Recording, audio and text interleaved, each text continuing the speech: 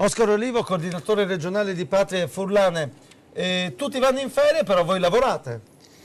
Sì, noi continuiamo il nostro lavoro a contatto con la gente. Infatti domani, che è venerdì 5 agosto, alle ore 20:30 nella nostra sede di Patria Furlane a Basaldella di Campoformido avremo un incontro informativo per conoscere le modifiche alla Costituzione della Repubblica Italiana, su cui saremo chiamati a votare probabilmente ad ottobre, e per discutere le opportunità e le minacce che si prospettano per l'autonomia della nostra regione. Infatti il referendum costituzionale e la revisione dello Statuto speciale dirà addio al Friuli, e interverranno Gianpaolo Carbonetto, Roberto Visentin, l'onorevole Serena Pellegrino di Sel e Federico Simeoni, che è il nostro consigliere provinciale. Poi sabato alle 18 saremo in quel di Vito d'Asio per incontrare anche lì Vito d'Asio in provincia di Pordenone?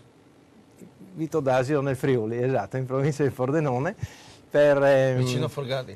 Vicino a Folgari, al balcone del Friuli, vicino a Clausetto, per incontrare anche lì la popolazione e discutere di temi legati alla friulanità e al Friuli. Chiaramente Friuli, anche se è provincia di Pordenone, ci mancherebbe altro. C'è il lago dei Tre Comuni, può essere?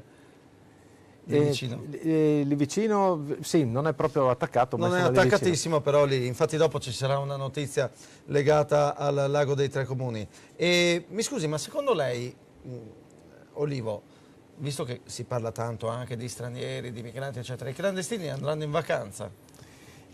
I clandestini che sono in Friuli e in particolare a Udine sono già in vacanza, sono qui in vacanza. Oddio. Infatti, se non Qualcuno sarà scappato dalla guerra, dai.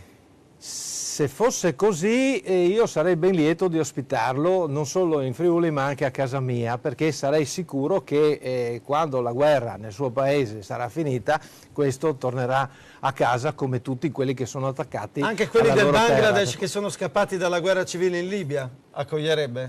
No, quelli proprio no. Però vengono considerati dei profughi di guerra, eh?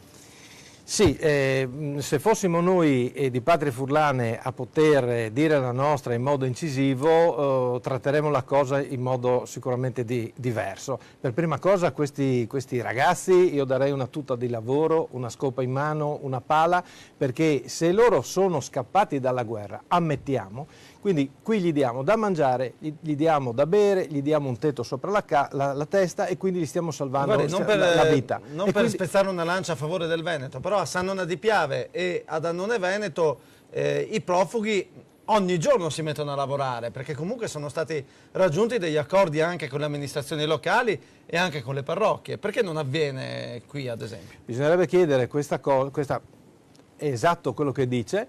Bisognerebbe chiederlo all'amministrazione comunale di Udine. Non so se nei paesi che lei ha accennato c'è la stessa maggioranza, la stessa amministrazione che governa Udine. A San Nona d'Annone Veneto c'è il centro-sinistra, ecco, glielo garantisco. E qui c'è il PD. Vabbè, voglio dire, ma un po' di PD ci sarà anche evidentemente in quelle coalizioni là, no? Evidentemente i veneti hanno in questo caso una marcia in più. Ma vediamo, c'è PD e PD comunque. Sicuramente sì. Grazie, è stato un piacere. Grazie a voi. Oscar Olivo.